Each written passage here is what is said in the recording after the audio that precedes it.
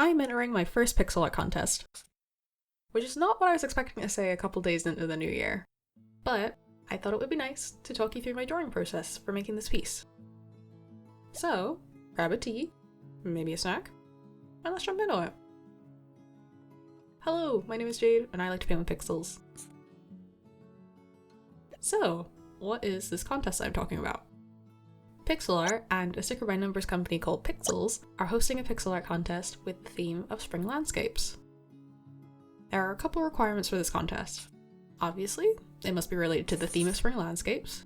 Characters and man-made structures are okay, but landscapes have to be the main focus of the piece. The piece must be no bigger than 120 by 120 pixels, and the maximum number of colours that you can use are 99 colours, which shouldn't be an issue for me as I try to keep palettes pretty simple when drawing. As for the prizes, second and third place will receive a couple different gift cards, and for first place, which is voted by a jury, they will receive a licensing contract to get the winning piece made into a sticker by numbers kit, which sounds like a really cool prize, and since I already love to draw flowers and nature, I absolutely wanted to give this a go. My drawing process usually has 3 steps: ideation and gathering references, sketches, and then drawing the final piece.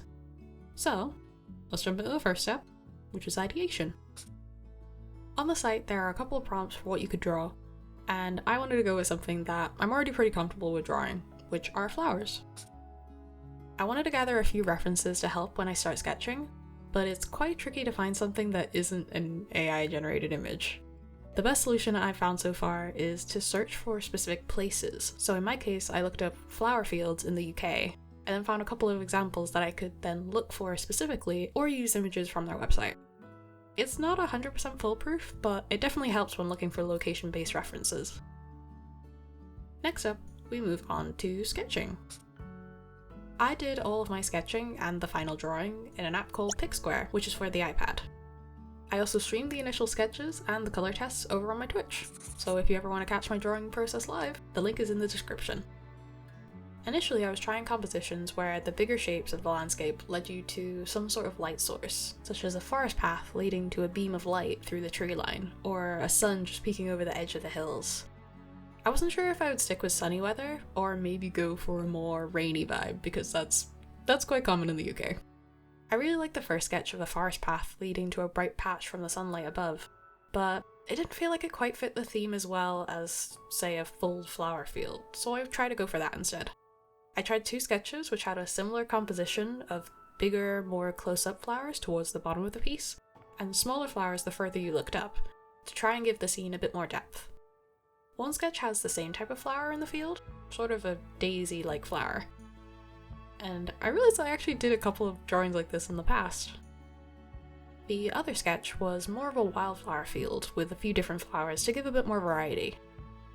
Out of my 6 sketches, I was stuck between the tulip fields and the wildflower field. I liked how both of them felt like the fields went on much further than the frame, but because I wanted to have an opportunity to add more details to some of the flowers, I opted for the wildflower field for the contest. Though I'll probably finish up the other sketch in the future sometime too. But now that we've chosen our sketch, it's on to the actual drawing.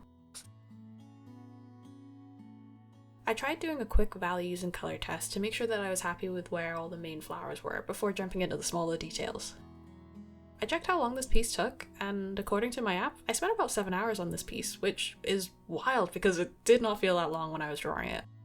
I feel like spring is quite well known for having a very light pastel color palette to represent the season, so it was surprising to see how vibrant the flowers were in the references that I used. I wanted to include the same dithering technique that I used for my alphabet superset flowers, because I really enjoyed using that brush, and the effect that it gave. The only issue was that the flowers that I did for that were all in grayscale, and I've never quite figured out how to translate that technique into a more colourful flower, so this felt like a good piece to try and figure that out. As you can see from the time-lapse though, it did take quite a few attempts, especially on the closest red flowers, but we got there in the end. I was trying to think about if this was used as a sticker by numbers kit. I don't think it could be done in one session, so I wanted there to be distinct sections to work on and sort of build up the piece section by section instead. So I feel like the bigger flowers at the bottom of the page work quite well for that. It sort of felt like a puzzle when I was adding the extra details like the blades of grass, and making sure that there was still separation between them whilst also making the field look very full of life. Even though the flowers in the background look quite chaotic, they were quite therapeutic to draw. There was a lot of repetition, just swapping between different colours. Even in the reference images, the further back you go, the more the colours just sort of blur together, so I try to capture that here as well. One part that I was struggling with a lot was the hill in the top left corner of the piece. Initially I made it so that the hill at the back was darker than the one closest to us, and though it did imply that there was some depth, I got some feedback that really helped. My partner suggested that I make the hill lighter, with a slight blue tint, so that it looked like there was fog between us and the hill, like this photograph, which I think really helped sell the idea that the hill is much further away. With a few tweaks and adjustments, this is the final result. I'm really happy with how the final piece turned out. If you like this piece, there's a link down below to vote for which entries you like. Winning or not, I'm really happy that I got to draw something that I really enjoy and make something that I'm proud of. I feel like I'm slowly finding my way to combine what I love about drawing the alphabet superset flowers and what my usual colour palette is, and I'm excited to explore it further in future drawings. I hope you enjoyed the video.